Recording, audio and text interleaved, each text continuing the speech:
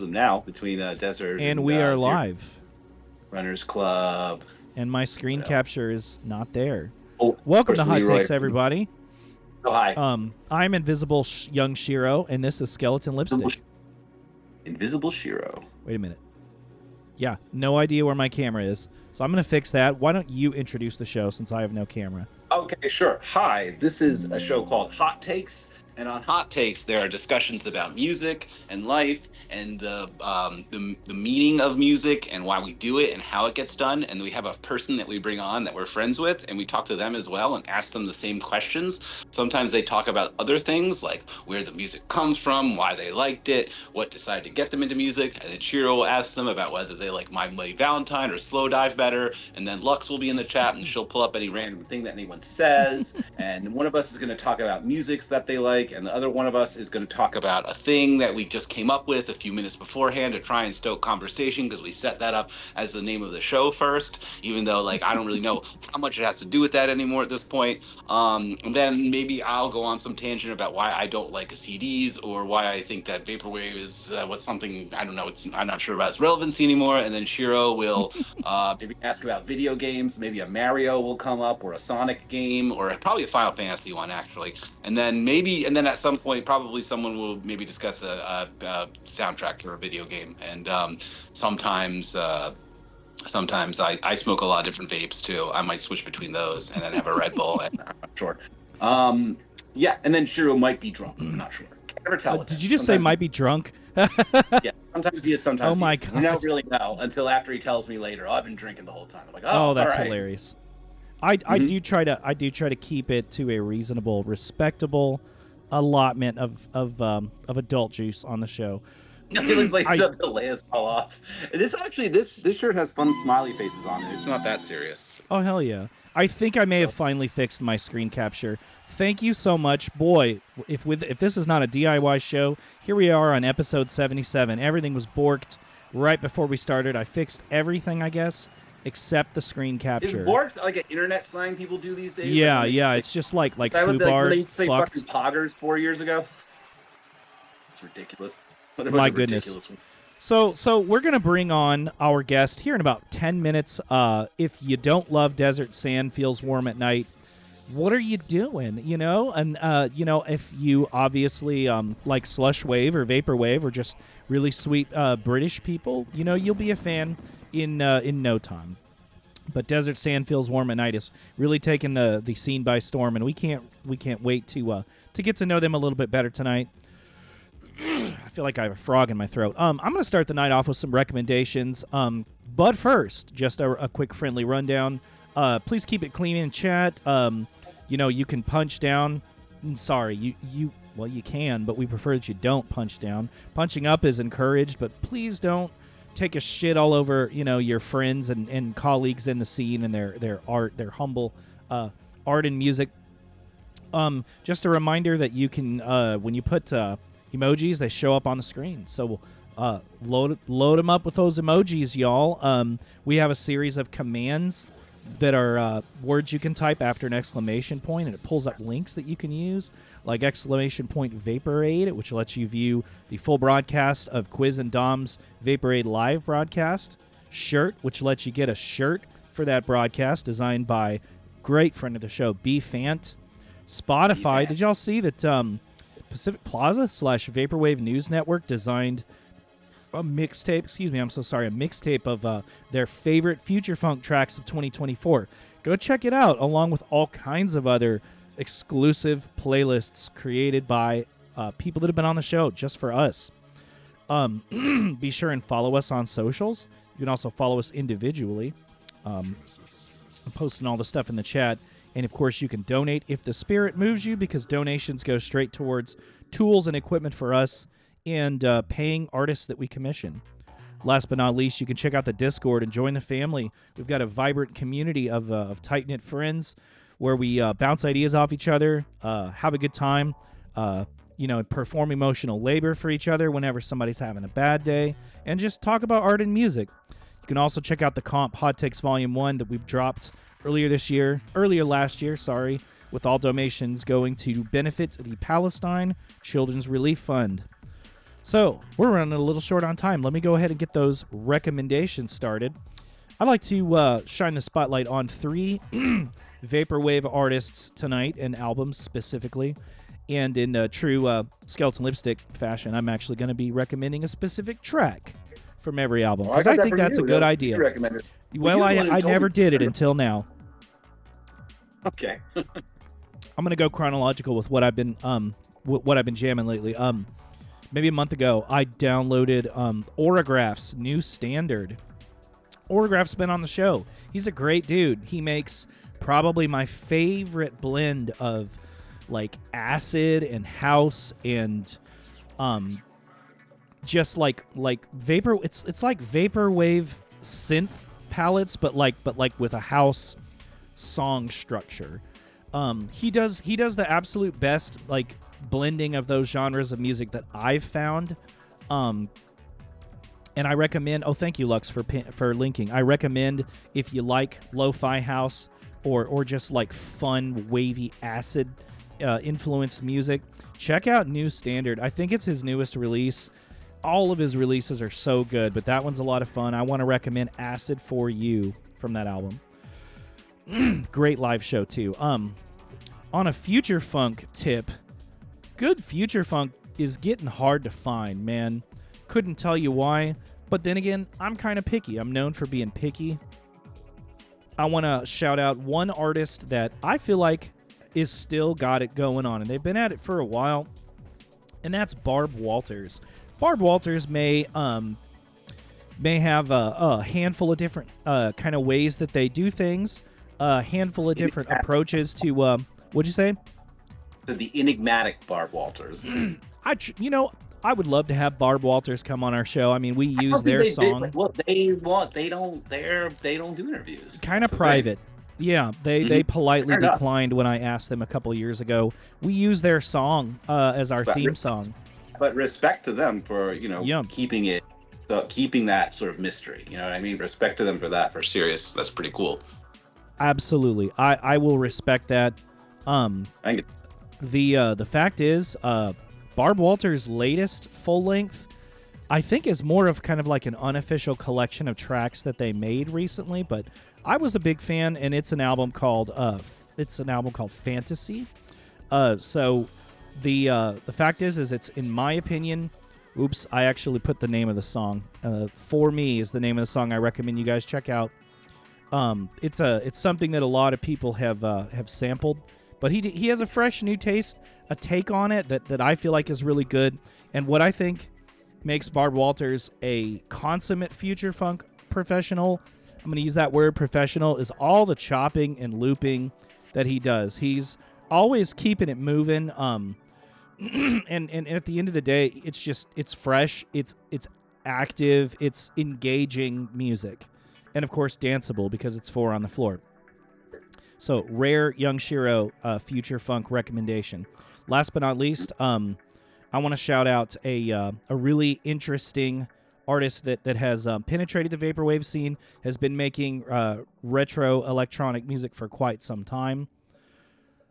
Wow, everyone is shouting out my hoarseness in my voice. This isn't good. Really? It'll probably fix itself. But anyways, I just said Barb Walters. Bart Graft. Bart Graft has been making synthwave music for, I don't know, probably a decade now, and he has occasionally released albums on vaporwave labels like Business Casual. And he makes music that fits the vibe and the pastiche of vaporwave while absolutely making synthwave music. There's no question about it. And Go for Broke, I love how she already knew. Go for Broke is the album that I'm going to recommend. Track 3 is called Young Urban Professional, and it is just, honestly, the entire first half of the album sounds like Mitch Murder on cocaine. If y'all remember Mitch Murder, just a great sound font, and it absolutely sounds like the kind of music that a stockbroker in the 80s might have coursing through his headphones as he traded on the stock market. So check out Bart Graft if you like synthwave or vaporwave or just music that's undeniably 80s influenced. And with that, I yield my time to Skeleton Lipstick with his hot take for today.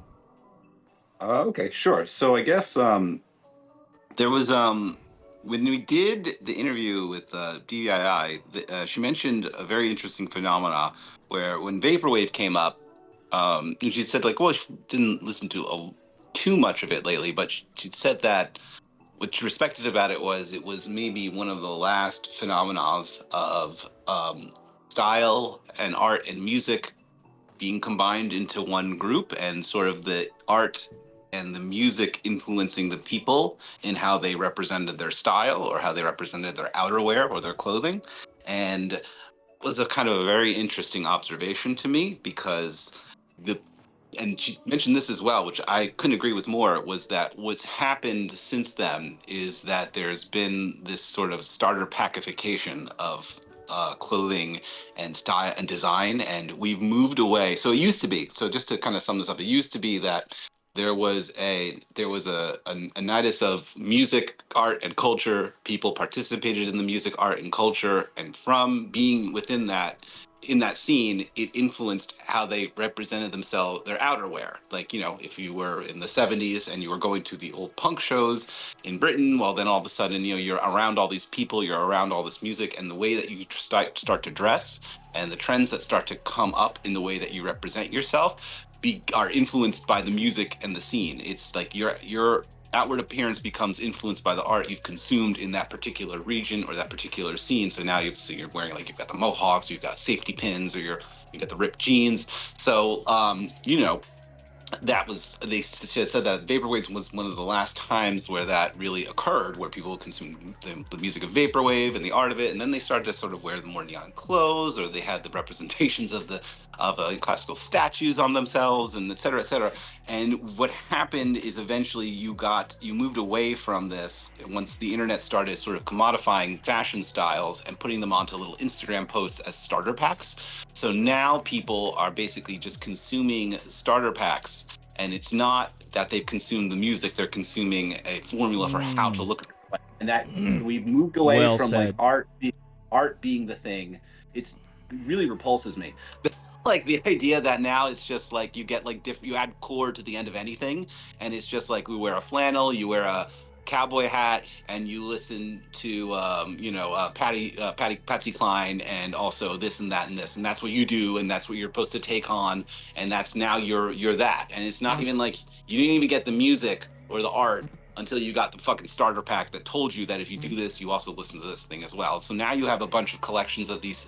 It's really disgusting, and it moves pretty rapidly, and I'm so repulsed by it. But like I had mentioned it to me, and I was like, yeah, that's when things really change. And I don't really know if we've had or will ever have again. Maybe we will, but just I haven't seen it recently or since vaporwave, where there's been a music scene style that influenced the way people represent themselves. Now people get somebody, I don't know who does it. Somebody creates a starter pack as a joke, usually most of the time, and then it gets spread onto the internet or meme pages. People collect it, and then they document it. They add the word core to it or max to it, and they say this is like the new thing to do. And then, like, you know, people pick their styles. I remember dating this young girl recently. Like, she was like telling me, and you know, she's like, "Oh, it's very important, you know, what sort of style that you're going to pick for yourself." I'm like, what style you pick for yourself? Like, no, man, I didn't pick any style. I consumed art, I consumed music, I consumed film, and it just sort of influenced the way that I wanted to look. It just kind of came out outwardly with me, and it still continues to. But I don't know. I mean, I just think that that's just a strange phenomenon, and it's definitely noticed by me. And I don't really know if there's ever going to be another time where this happens again. Where I'm sure there will, but I haven't seen it lately. But I just thought it was an interesting observation that I've been thinking a lot about since she said it. Okay. I wonder if that's like a modern phenomenon, or if there's always been like a version of that, and I just never noticed it. I think it's definitely a modern phenomenon. I mean, there's always been commodification. I mean, I remember like soft grunge in the early Tumblr era, like soft. Yeah, was that early Tumblr? I guess it yeah, was. like Yeah, early 2010s. I feel like that's probably, yeah, I remember that too. And soft grunge, was that the early Tumblr? I remember. I feel like it might have been mid 2010s. I guess Tumblr might have been the beginning. Actually, you're probably right. Tumblr was probably the beginning of this, but it was just like small little seeds, and it was just small little seeds, right? But now it's gone full. I don't know. bonkers. Well, Whatever. that's a really good take, man. And I think that it's time to talk to somebody who I feel like has undeniably found their man own who knows style. about fashion, Desert Sands. Somebody who Bring has him on. undeniably found their own style. Taking the slush wave and vaporwave scene by storm, Desert Sand Feels Warm at Night, besides having the most post-rock project name of all of the vaporwave projects, really has a sample-free slush wave experience and a voice that sounds angelic. He's played which Electronicon? I believe it was Electronicon 4. I'm going to get corrected, I'm sure. The third one, right? One of our. I think it was the fourth. We're about to find out. How many were there again? 4. And Desert Sand, of course, is joining us from Great Britain. So it's rather late over there right now. We want to give them a warm welcome and thank them for being willing to stay up late for us tonight. Everybody give a warm welcome to Desert Sand Feels Warm at Night. Des for short. Go ahead and unmute yourself, buddy. Hello, everybody. Hey, so glad to have you here. Nice. So what buddy? How you been?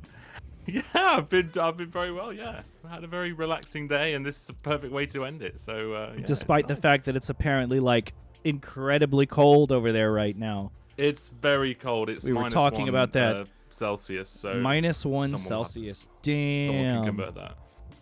So what do you think about what Skelly said? Finding your own style versus like picking one from a starter pack. It's really interesting because as you were saying that take, I thought of something not necessarily to do with the fashion, but with like algorithms and how people make up a sort of style and pick just random subgenres of other niche genres to put in this playlist. So a big example of this is recently some of our music was put into this Frutiger Aero style playlist that blew up like massively on Spotify. It sure did. And it's like, where did this go? Who decided that this was what was going to pair with Frutiger Aero? And you look at the like what's in it, and there's no correlation between any of the music apart from it's kind of chill, but it's from different places. But then people brand you as that as that style, and it's like, well, that's not a style, that's just something that's it's just a visual together. Aesthetic, right? Yeah, exactly. If Frutiger Aero is like the stuff in the 2000s with like Windows 7 and whatever, maybe a bit before that, but right. But there's no problem with having fun like that, but it does come a problem when the algorithm can be quite destructive in that way of taking songs that you don't want to blow up, or stats that fluctuate so highly, and as you said, Skelly, in such short periods of time, that it creates a weird wave of, well, what was that? And it's like it's bizarre. But in terms of clothes, like, yeah, I've never even thought of that. And yeah, it's, I don't know. I don't know if Vaporwave was the last one, but the last one that properly had its own aesthetic that went with it, rather than just these starter pack things. I haven't actually seen too many of those starter pack things, so maybe I've never saw the starter pack things. They have like a picture of like a Marlboro Reds and like okay. There's what's like in the his Sad bag? Girl starter pack, and it's probably got like a Odessa. What's that? My year of like a baby girl, like the coquette, like the coquette starter packs and stuff like that. Yeah. Oh man. Like then it would probably I've seen some of the posts, yeah, and I'm just like, what is this? Like, it's a bit weird. But I didn't know people actually like picking outfits because of those like shit posts. That's a good one. But everything kind of starts off as ironic, and then it slowly like turns into subsumes itself into some culture. It always starts off as a joke, but then people are like, well, maybe I will, and then the irony is slowly diluted from everything eventually. I find that's like it becomes that just happens with everything almost. I think almost so much stuff was started as an ironic name or ironic idea, something, and then it just becomes like, then all of a sudden you're in like brony territory, right? Where like, man, anytime you go to the show and you see that one dude in the pit, and he doesn't look cool at all. That guy's probably the actual coolest motherfucker there. He doesn't have any fashion sense because he doesn't care about that. He cares about the actual art and music. Yeah, Like that meme about if your bassist looks like this, you're going to Yes. get destroyed in the pit. It's that guy that you want to talk to. I may not be saying Yeah. I may be saying this because I don't have any fashion sense. But yeah, no, I know you could do like a. I mean, it's just kind of crazy. Like you could probably do like a Coquette starter pack, and it's like Lana Del Rey and Mitski album, and then like Goth Baby Girl outfit, and then a copy of Otessa Mosfeg's book My Year of Rest and Relaxation, and now you got like people do this stuff all the time. Yeah, Well, anyway. so we're gonna start Yeah, this. but- We're gonna start this We're gonna hour start off the show getting now. to know our guest. Well, And anyway, Skeleton Lipstick's going to be the purveyor of our questions. Please hold all questions for Dez to the end of the hour, the top of the hour, please. Okay, so I really do want to start with, where does your relationship with music begin? What was the first stuff you were listening to? What's kind of the first music you were connecting with when you were younger? So it all starts with my dad. Actually, Very cool. he bought me for Christmas when I was 7 years old. He bought me a Yamaha electric piano with weighted keys, and he really wanted me to just try piano and see. Did see your what I dad would have? like. Did your dad have a background in music? He kind of dabbled in. He played the organ a little bit, and he does tinkle on the piano every now and then. But it's mostly just, I think he wanted to see if it was something that I would be able to get into from a young age. And I did. I started piano. Hell yeah, lessons, thank God for that. From seven, and he was very happy with that purchase because it's something I got really invested to. And I'm looking that way because the same Yamaha is right there next to me. Oh, that's too Oh, cool. wow. That's so cool. I love that. It's survived all this time, and it's an amazing. It's like it's got like 500 sounds on it that I still use in Wow. my slush wave. So I guess I have to thank him for that. But as I progress through school and whatever, you kind of filter out what you don't like, but music was always there. I always would go back to it. I started using GarageBand and then eventually Logic quite young, when I was like 13, 14. And What was the first stuff what were you making on it? What was the first stuff you started making on it at 13 and 14? yeah, so I guess I first started when I was about 12, and I was just dragging in. I don't know if people know those like Apple loops that you get. Of course, I remember the big Apple libraries. Yeah, Nice. From the old garage bands? Absolutely, of course.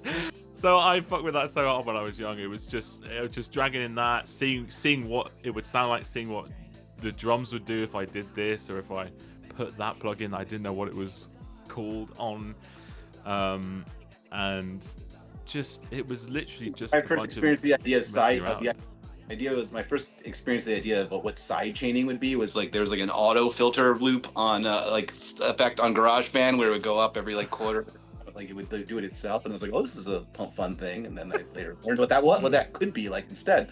Well, let me ask you that real quick.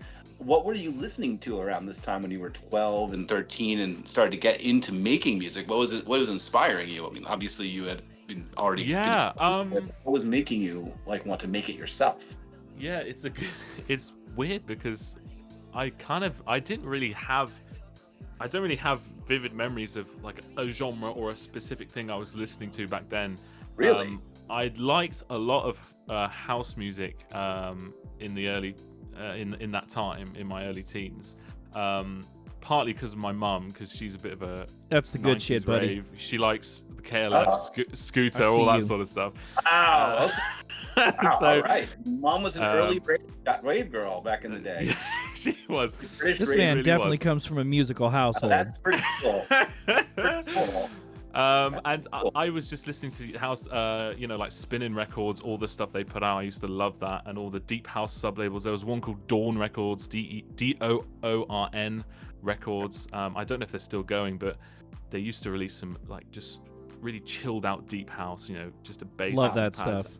It was That's simple, awesome. but it was a nice simple. It was like a less is more type music. It Yes. was just, you could put it on and you can appreciate like the production and how the fact that even though it's simple, it's actually quite effective in that way. Yep. When music is yeah. more simple, a lot of times there's a lot of work that goes into the components because there's such a spotlight on them because there's so much negative space around it. So, yeah. Yeah. Ambient music, I imagine, is probably a lot harder to make than people think. Yeah, exactly, because there's so much more to expose, like, and even from a production standpoint in those sort of genres, it has to be polished throughout. You can't hide things when you have less things to cover it over with. Particularly when you remove traditional vocals, like traditional vocals, like a pop singer or something. When you remove, I'm not talking about ambient style vocals or distorted, but when you remove the actual like pop star, or the center stage is taken off the vocalist, then that's already like exactly uncloaking something, as it were. Yeah. Exactly. So and all these deep house tracks were instrumental. They never had a singer, maybe vocal samples, but they were even always if you had the vocal ads. samples, different. Yeah. Yeah. And that was kind of what I was listening to, and that then developed into my first real project, where I just made sort of house music, electro stuff. I did a lot of trance. I had a little trance era as well. Those like very melodramatic leads. Yeah, nice. Exactly. I was there's a period where I was just listening to like Tiesto and Armin van Buuren for about every that sort of thing. Wow, so you were already very much into electronic music from a young age, it seems like, because your mom's influence, because you got into it yourself following that.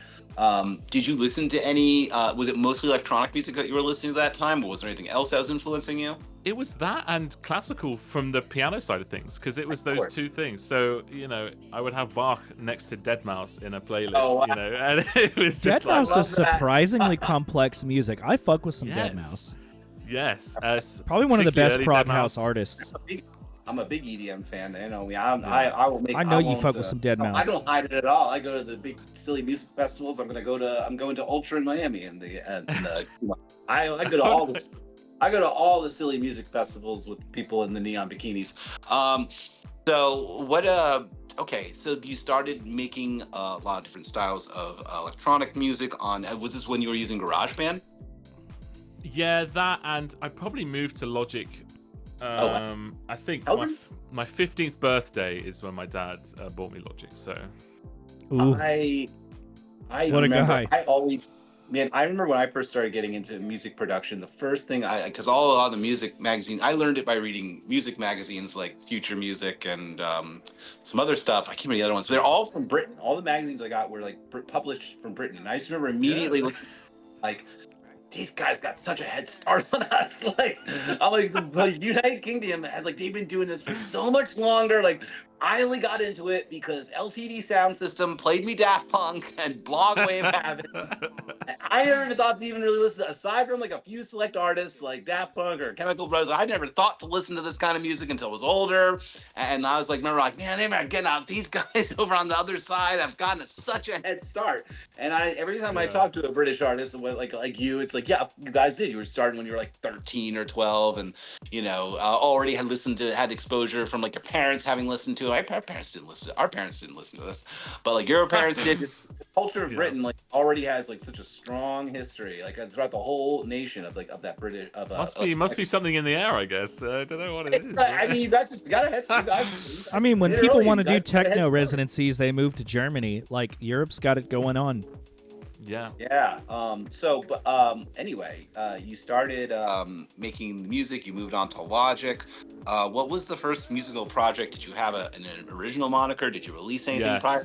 Yes. So a few people might know this, some diehard fans, but my first ever alias was something called Rebelo, and that was literally just EDM stuff, some trance stuff, some deep house, and I released a couple albums. I never really did anything with it, and I didn't really plan to. I was still in school at that point. I was just I really don't care about taking this anywhere. I just wanted to show, some friends and get this creative energy out in a way. Do you know what I mean? It wasn't I want to do this for a long career. It's just I had all this creative energy to put out on something. And that was the canvas. It was Rebelo initially, and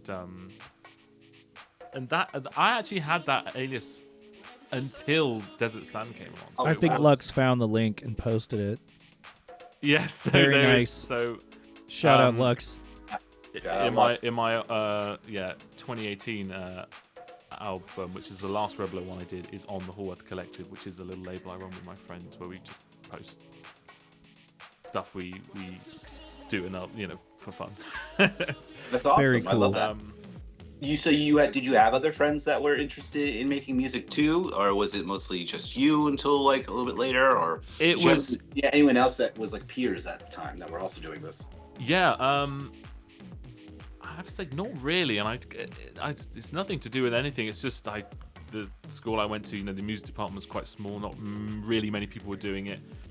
Yeah, I didn't really meet friends who I would do a lot of music stuff with until I did my A levels, which I guess in US equivalent it's like high school, I think, unless if someone knows a conversion to that. But it was when I was like when I was like 17, 18 years old. Yeah, there you go. And that's when I found some friends, and then we did like bands and we do jazz stuff together, and we do duets and trios and all You that were stuff. playing in jazz bands too? Yes, yeah, I was. Because when I did like the classical piano stuff, I then did a couple of years of jazz as well, and improv. So you're very well versed Very in music, cool. music theory. You're one of those guys. You know about all this stuff. Yes, Awesome. yeah, you can say anything. Okay. You got some classical me ask- training. Great. So then let me ask you, how much does that help you in constructing songs, and whether they be the dance music or the Desert Sands music or the jazz music? How helpful is music theory and having the understanding that you do in making music? Well, I would say that music theory helps you a lot with the first stages of writing a song. What's the melody going to be? How can I harmonize this? How is this bass going to fit in? How can I make this a certain theme or a certain emotion? How can I convey myself emotionally through this chord, for example? But it never teaches you beyond that point. It doesn't then teach you how you can actually mix that properly, how you can That was going to be produce that was going to be my next question to you. Is Yeah. if you were talking to young producers who want to get into it, what do you think is more important that they focus on learning? Music theory or how to produce music? If they want to work in electronic stuff? That's a really good question. I would say that I think music production is something that you should think about first, because music theory is pretty standard. Like it's something that you can just learn, and you can learn chords and you can learn chord progressions, and you don't really need to put too much practice into it. Whereas production, you can watch a 2-hour lecture on a compressor, but you won't actually know what it does until you use it on something you've made. That's facts. And Great. I think it's quite a balance there, but I think production is pretty vital, because it's going to take that theory that you've learned, even if it's just a little bit. But if you have a lot of production knowledge, you can make that little bit of theory that shine like a lot, elevating it in different ways. Well said. That is really well said. Well said, sir. How did you learn music production? Did you learn it in school, or did you specifically kind of go and teach yourself it through magazines, YouTube, other people? How did you learn it? Yes, so the early garage band and the Logic days, when I was an early young teenager, was definitely all self-taught. I was missing out. I didn't even really watch videos. I just had like the tool tips on and was just seeing what things did. And as I got into my late teens and I was finishing school and about to go on to university, that was when I was getting serious about, okay, let's learn all these features properly. Let's learn how they work, how I can use plugins better. And I did do some tech stuff in my what we call A levels, which I guess is like the end of high school exams type thing. And that helped a lot, because then that was actually like some ground knowledge that I could use. And actually, from pissing around with it many years before, it kind of all came together as, so that's what that does, and that's this, and that's what that's called, and it was just solidifying all that knowledge. So yeah, I did have a bit of that. And obviously, when I went off to university, that was a huge part in that, because I studied music and sound recording at university. You studied music and sound recording. Now, how was that a big choice for you to be like, what am I going to do with my future? I'm going to keep doing this. I'm going to study. That's a big decision to make. You know what I mean? To invest. We're going to talk to a lot of people who studied music in college. We have a few, Yeah. several, but like it's always interesting when I talk to people who studied sound design recording. Like, was that a big decision for you to be like, I'm definitely going to throw myself into this? It was a big decision, and when I was just starting my A levels, I was thinking, what subjects am I going to pick? Because for your A levels, you sort of generally pick 3 subjects, and they have to be related to what you want to do at university. Because some courses require you do specific things. And I had to think really hard, like, is this really what I want to do? But Yeah. it was obvious, throughout my life, this is something that I would always come back to. I would try other interests, but I would always be stuck to the piano and stuck to Logic, And so I ended up tailoring A levels to the uni course. And then throughout uni as well, there's so many different paths you can go just within the audio industry as well. And what I ended up doing was combining my classical knowledge and my audio engineering knowledge to become a classical audio engineer. So what my job is now is I Whoa. record. Go into that.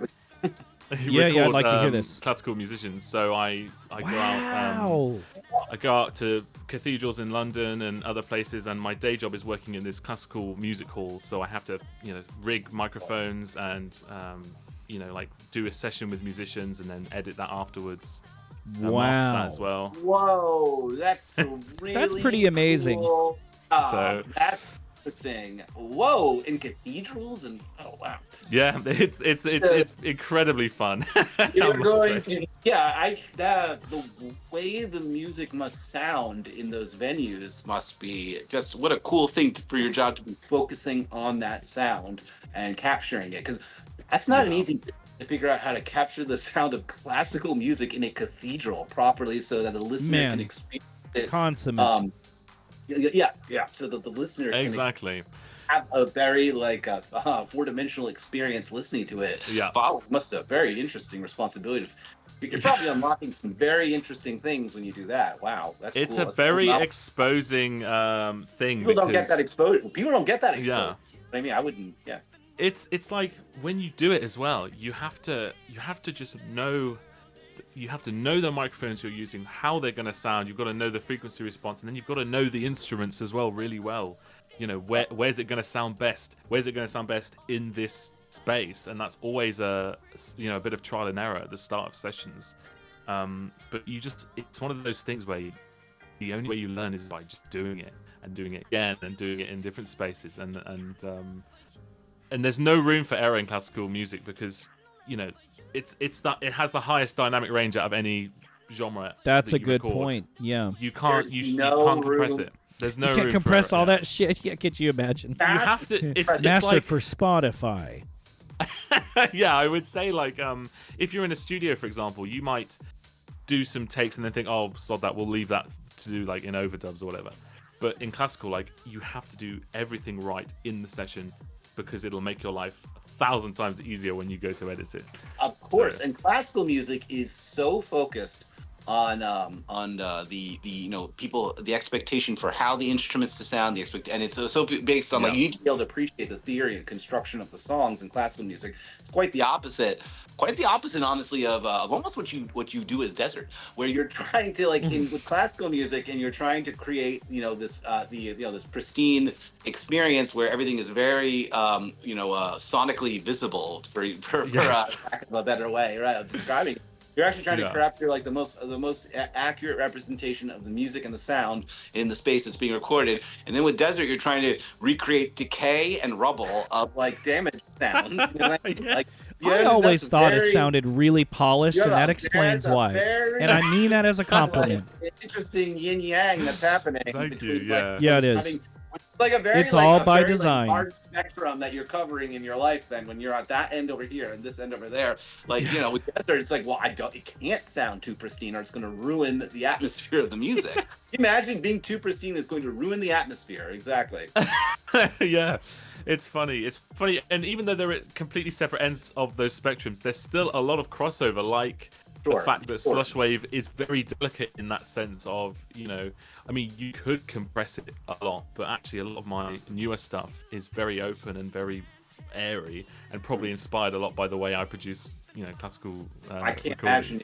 I'm sure considering what you do your day. You know, what and you do thank your God day. that genre is not exactly trying to win the loudness wars. Yes. Oh yeah, very good point. Yeah, it definitely isn't. That's a good thing. Okay, so when did you start getting into? Well, you know, when did you start getting into making this kind of music? May I ask how Mm. that came about? Yeah, so I guess we can rewind to how I discovered the genre, and I did it in probably quite a unique way. I don't think I've ever heard anything similar to this, but basically, I did um, I studied Chinese for 5 years, Wow. um, Go and on. The man gets more as you do. fascinating by the sentence. Sorry, um, Liam. Go on. so I studied Mandarin for 5 years, and I started listening to a lot of C-pop, Chinese pop from the 80s and Oh, 90s, and that stuff is cool. really cool. I still That's cool. sample so much of it these days. Um, anyway, and then that sort of seeped into J-pop. You know, sort of go across the ocean, and then obviously city pop is amazing, and that I was really getting into that. And now obviously, Slushwave has Japanese titles, so Spotify actually recommended me a Telepath track Oh, in 2017 because it thought, wow. oh, this must be, you know, its tiny little This brain must was be like, oh, some this has pop got music. Japanese in, must be You're fucking- related. This is how you learned it. How fascinating. And Yeah, then I, wait. So this came out. You're like, this is different. yes, We exactly. need to hit And you up for a list, Spotify playlist of C-pop recommendations. No, it's oh crazy. my god, I would love to. Yes, At some I would point, yeah. absolutely love to do that. But yeah, so I played that and I was like, wow, this is like really unique. And I didn't really explore it. I just had this one track. I think if you look at I've kept all my top song playlists for like 10 years, and it goes way back. You can see my change in music, and you can see that 2017 I was listening to all sorts of different genres, and there was that one Telepath track there. And then at the end of 2017 I was like, maybe I should check this out properly, go onto like Bandcamp, see what the tags are, and then if you look at like my top songs 2018, it is all vaporwave and slushwave. That's crazy. Too cool. So okay, so you decided to go check it out properly. Yeah. Did that lead you to learning more that there were artists related to Telepath, and that there Yes. was this was a thing? What did you think when you noticed that? When you're like, oh, this is a random discovery I just came upon. Was it like what did that feel like? Yeah, so it was like, okay, is it just this guy's sound, or is it like a thing? And then that's kind of how I started using Bandcamp as well, because it has all the tags there. It was really good. Yeah.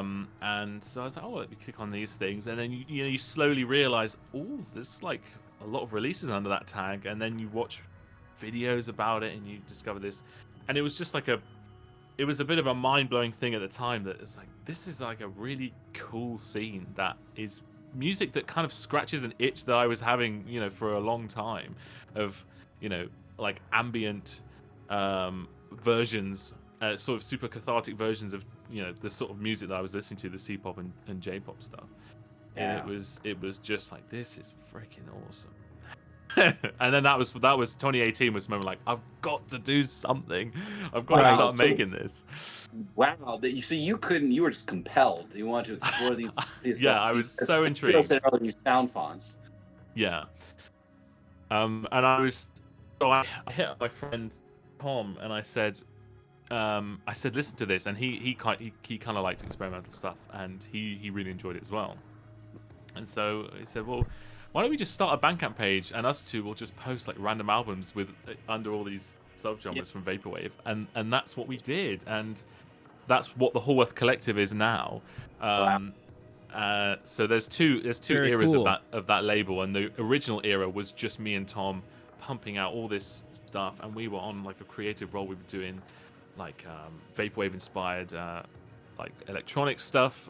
We did like vapor trap stuff. We did like vapor noise stuff, and of course the slushwave. And that's ultimately where Desert Sound was born. And it was just an album that I made, and I kept going back to it. I was like, this is something special. I should probably, start doing more of this. And then so then me and Tom, we made a collab.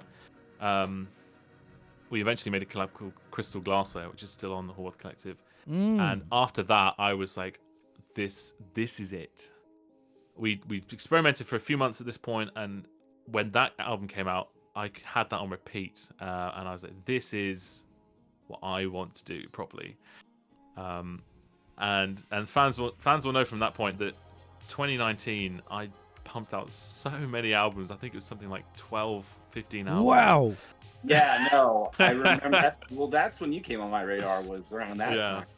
How did people start kind of discovering you? Because I mean, I don't even remember how I discovered you, but I guess, was it from like the sheer volume of making the music, and people who noticed you first, basically, and who was like, hey, do you want to like be involved in the label? Do you want to, did you get on a Twitter and start talking to people, like start friending people that you had like listened to music from? How'd you get involved? I mean, I know how you got introduced to the sound, but how'd you get involved? Yeah, I think it was a combination of three things. I think firstly, as you said, it was just the sheer amount of stuff. I was trying to hone down on all the slush wave subgenres like nature wave and sort of more funky slush wave. So I was just trying to experiment with all this stuff. So I just put out so much stuff. So I think that helped. Secondly, I just emailed labels. I said, I've got this album, can you put it out? And I think at the time, late 2018 was a real dip for slush wave. It had really sort of died out at the time. I can't remember exactly what subgenres were big in 2018. Maybe I think it was a Future Funk rebirth potentially. I can't probably remember. Because that probably was the thing. There was like the vaporwave festivals. There was starting to become a lot more live events. I think people were right. Yeah. The pre-pandemic era was a lot of live events, a lot of people kind of getting like George's albums coming out, for like exactly yes. Yeah. So but 2018 was a real when I say low point, I mean as in just output wise. There was nothing really out there. There was no scene for slush wave. So it helps that when labels got a slush wave album that was interesting to them, they really wanted to do it. So I did my album Sparkling Water on Palm 84, Blast from the Past there, and then we did my album Prisoner on Nightlight Tapes, and then I also did the Hanging Gardens of Babylon, those two albums on Seiko Mart. Nice. And great selection. Another label from the past, we did my album Drowning on Net Century. So that kind of helped as well, I think. And just the fact that I made a Twitter account, and I was and it was it was totally different back then on Twitter. The scene was really vibrant on there. Everybody was talking. Everyone was having fun and making jokes about what snack food they like better and things like that. Exactly, yeah. And back when Private Suite magazine was big or something, and it was good. Was that what? I think it was like a day. Anyway, a lot of fun times. People were sweethearts back then. Yeah, it was. And back when the Private Suite magazine, if you remember that, when that was big. Of course. Shout out Private Suite magazine. Absolutely. I think I even remember you being. That's probably where I actually think I first heard about you, was Private Suite magazine, actually. Yeah. No, oh wow. Because I was full circle. In the server, and I was just talking so much in that server. Well, they had good taste, didn't they? Oh my God! Absolutely. Yeah, it was R.I.P. Private Suite. They were the best. I know. They had a great run. I remember being interviewed on their podcast years ago, back in the day. And then here's like a little blurb about me in Private Suite, and there we go. Oh man, too cool! You got to hang on to that issue. Oh, of course. I wish I had them all. I wish. Yeah. They sent out a Sparkling Water tape with one of the issues of Private Suite, and it's that's awesome. On my shelf. How special! It's been dubbed like the rarest tape of mine because they only did like 15 copies or something. Oh wow! And you had to get a Private Suite issue to get it. Yes, yeah. Too it was cool. Like a Private Suite issue of Sparkling like an exclusive. Water, I love that. Yeah. In magazines, I wish we could do magazines. I can't imagine how much work it was to make that, and how many. It's just lots of personality, and understand like it's how difficult it is to run a magazine. And then you have to deal with so many different. It's nearly impossible. It's amazing that they're even got like the 12 issues or whatever that were done. But looks like Villain's doing a magazine, right? That might be interesting. Somebody is. But what? Yeah, Villain looks like they got. Yeah, it's Villain. Okay. But anyhow, But anyhow, so that's I think that's actually where I first heard was of you. Probably was probably in Private Suite, or yeah. Yeah. And what was after that? I mean, it was just a lot of all the stuff in 2019 was just pushing it out as far as I could, pushing it to new labels, being Listen part Corp. of the That's right. community. Shout out Listen Corp. Yeah, I didn't want to interrupt, but yeah, Listen Corp also has a zine. Yes, I forgot about Yeah, that. those And guys then are great. Wave. Anyway. So Yeah, you sorry. started getting involved with people. You started putting out more stuff, and then people got very interested. And did people know? What are you doing? Was this original instrumentation slush wave at the time, or was it the sampled slush wave at the time? This was all sampled stuff. In early 2019 it was, and then in May 2019 I released my first one. So then what made you decide to try doing it with instrumentation instead? It was an idea that I had of what would it be like if you could control the whole process, because it was a very tough thing to put myself emotionally onto a sample sometimes, and it got a little bit draining sometimes when I was thinking, this is a cool sample and I love how this track's turning out, but I'm not sure if this is representing the kind of emotion that I'm trying to put into this album. And it was an idea of, well, what if I just made the sample myself, and then I could control the entire output of this track.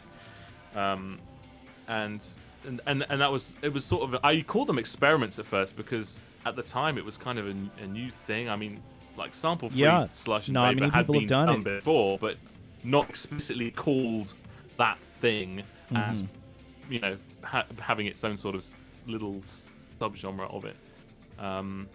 And I just felt more connected to those tracks. Like, even though I did a lot more sample stuff after that, I kept coming back to the sample-free stuff, thinking this is just me all the way through it. Like, there's no disconnection at all to any part of it because I've made the whole thing. I love that for you. So that's why I love doing it. That makes sense. I mean, you connected with it more than some of the other material you made. I think that's a particular. It's a different skill set to do the sampled stuff, and I think it's its own difficult process. And let me ask you though, how did you decide? Because I mean, doing a sample-free vaporwave song is one thing. Doing a sample-free slush wave song is. How do you even pick what instruments to use? Yeah. I could do a sample-free vaporwave song and be like, okay, I'll just some synth chords here and some I've listened to a lot of 80s music. I know what this, but the slush wave stuff, do you all right, do I go listen to some pure mood stuff and try and write something like that? What do you do? What's the process? How'd you decide what instruments to use? Honestly, just by listening to shit tons of 80s and 90s and early 2000s music, you come across ideas that inspire you. A lot of the down-tempo 80s and 90s stuff, new age stuff, and you just listen to what those synths You didn't use the slush wave starter pack? No. Just kidding. What would that be? Has that been made? I'm just a callback joke. Oh, I figured Skelly would laugh. I thought it was funny. Back. Yeah, it was just let's try and recreate those sort of sounds, and it was it used a lot of the sounds from the Yamaha. Just thank Dad. Yeah, what are you using? Soft synths? Or are you using hardware? Are you using both? Can you go kind of? I actually for the first album I just used this Yamaha thing because it has a bunch of drum presets on it. You learned as a child, that one? Yeah, so the Yamaha I had as a child was the whole basis for the first album. I'm amazed it's lasted this long. I know, that's crazy. I mean, you look quite young, but nonetheless, that's amazing. Yeah, that is how old is that now? That's 16 years old now. That's keyboard. Very cool. It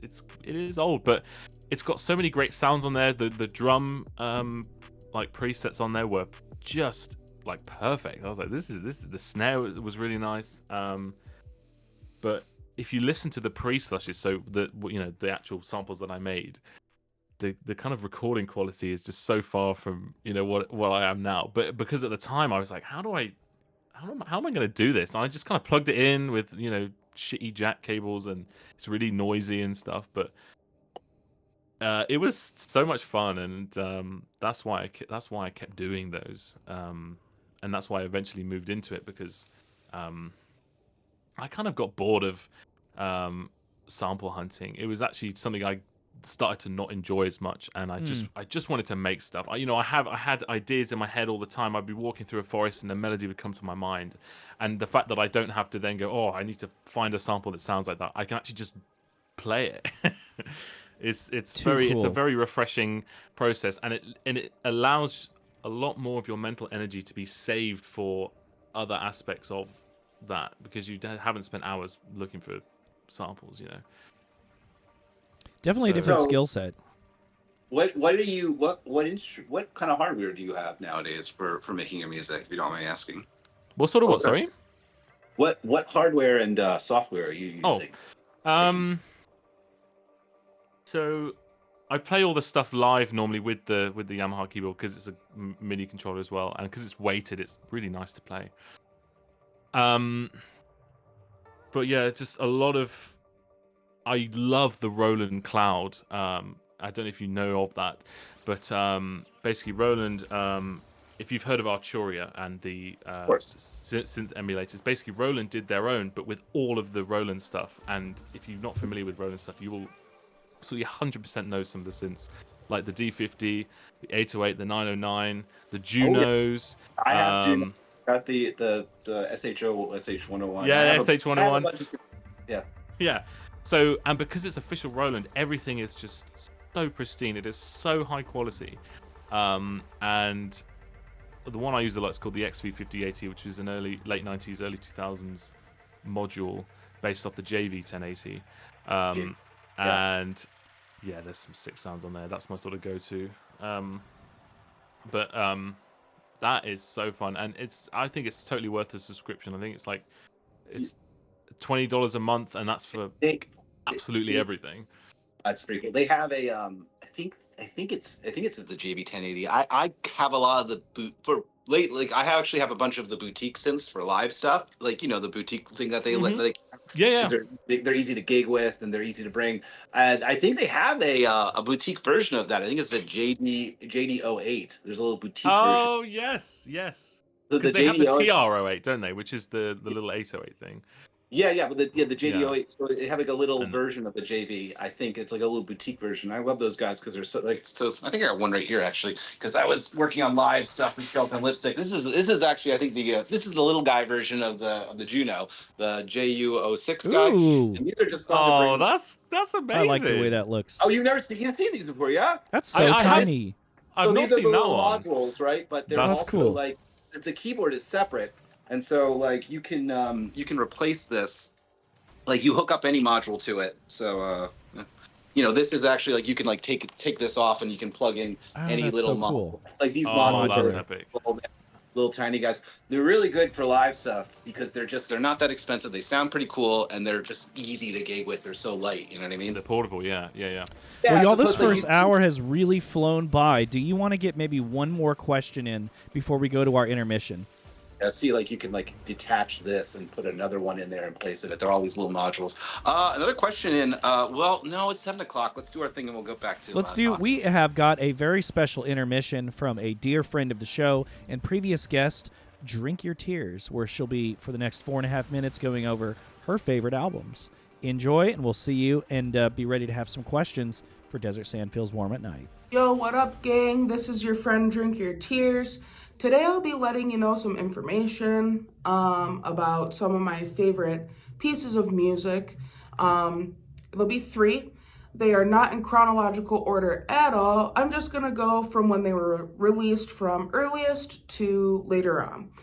So first I have Diamond Life by Sade. This album means a lot to me. I grew up with this album and many other albums by Sade, but this one specifically just resonates with me very well. I would describe the genre of the album as very sultry, smooth, good jazz elements, good R&B elements, and I always got this sense of feeling of a very noir type feeling from Sade's music and her voice. But yes, this is one that I jam a lot. So if you have not heard this album, please go check it out. Now, second, I have 100% Electronica by George Clanton. Not only is the music phenomenal in this album, but this album really, really, really inspired me to actually sit down and start creating the music that I wanted. George Clanton, when I first came across his music many years ago, back in the 2015-16 timeframe, I found his music on SoundCloud. I came across it and I was like, oh man, someone's actually making the music that I want to make. Like, this is crazy. This is awesome. So that album definitely inspired me. And I don't know, I can't really put it into words how much that album actually means to me. It is a very important album. I showed a lot of my friends this album and family, and a bunch of people got into it. So I would describe it as, it gives very, to me personally, yes, an 80s element, but there's also hidden elements of like some 90s music. But man, the lyrics and just the emotion in this album are insane. And props to George Clanton for that, because he nailed it. And then third, The Demonstration by Drab Majesty. This album blew me out of the fucking water when I first heard it. I was like, wow, this sound is amazing. Lots of retro elements, of course. But one thing I want to mention in Drab Majesty's music is that very light and airy guitar. That is a guitar that I just love. Something about it just goes through my ears so smoothly and well. I just love it so much. The vocals are very ghostly and haunting a little bit. But again, this is another album for me that is very inspiring. And I just love the big sound of the synths, the snares on the drums, everything. And if you go look up some of their music videos on YouTube, they paint the picture for their music so well. When you hear their songs, you know, their music videos capture what I'm listening to or picturing in my head while I'm listening to their music. Those are some of my favorite pieces of music. I hope you liked the recommendations. Even if you don't take it as a recommendation, I hope you liked my opinion on these. So thank you so much for listening to what I think and what I have to say about some of my favorite music. I appreciate you all, and I appreciate you all listening to my music as well. Whatever you do with my music, listen to it, share it, sample it, whatever. It's very much appreciated from the bottom of my heart. Love you guys. And we are back. Thank you so much. Drink Your Tears. What a wonderful batch of recommendations. I don't remember the album names. She recommended a Sade album, a George Clanton album, and a Drab Majesty album. Great choices, obviously, very representative of her work. And if you guys aren't fans or you haven't checked out, Drink Your Tears released a series of really phenomenal singles. I want to say she collaborated with Male Tears in his early days. Or they did some work together. She's got a great music video for a song called Houseplants. So go check out Drink Your Tears and check out the episode that we did with her. She was a delightful guest, very skilled and great taste she has. But now that we are in the second, yeah, she's a really interesting person, and we were glad to have her on. But now that we're in the second half of our broadcast tonight with Desert Sand Feels Warm at Night, we're going to go and open the floodgates up for user-submitted questions. So you guys go ahead and get those questions that you have for Des, and we'll do our very best to ask them all. I'm going to go ahead and start us off. Des, would you consider yourself an introvert, extrovert, or a secret third thing? Oh, okay. Oh, this is really weird. I'm gonna probably give one of those boring answers and say both. Not boring but at all. But just because it's so mood dependent for me. Like sometimes I will like, oh my god, I really want to meet up with somebody, and I go to London so much, like almost every weekend now, to see friends, and meet people at new events. But then some nights when I come home from something and someone's like, oh, we're gonna have like a chill call, and I don't want to. I just can't. I can't socialize right now. I feel that. And sometimes I really don't want to go to this thing. You know, it's like it's really mood I really dependent. want to go to this thing. Yeah, everybody's social battery gets drained. Thank you, Robin Circle. That's absolutely how it is. Great answer. We've got a couple questions locked and loaded that I'm going to go and jump into. Halot, what is, in your opinion, the most major part of your unsampled works to change from 2019 to today? The most major part that changed. It can be anything from vocals to arrangements and such. Of the sample free stuff, the unsampled. Yes, stuff. of the sample free stuff from 2019 to today. Definitely the production value. The production is so much more. You know, I produced like before. I used to, you know, closer to 2019, I just produced them as like little audio snippets that were kind of crappy in quality, but I could just slush. Whereas now I tend to produce a song and then slush that song. You know, I would say that's definitely the biggest change. And you know, things go like that. So the vocal recording has got better. You know, as I've moved into this classical job, I have, you know, very expensive mics that I can record with now. So, you know, it's that kind of thing. It's all feeds into just the general sample being better.